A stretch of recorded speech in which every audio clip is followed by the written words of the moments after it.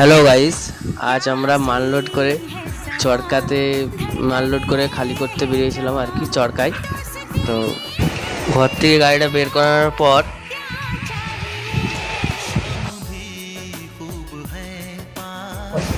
এবারে আমরা বেরিয়ে যাচ্ছি আমাদের লোকেশনে।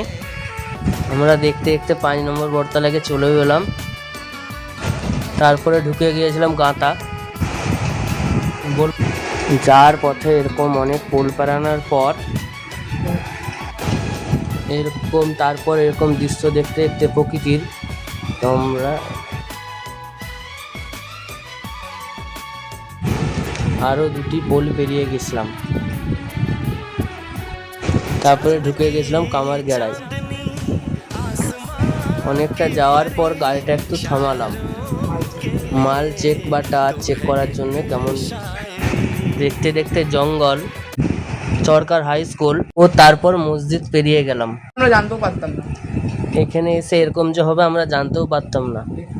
দেখুন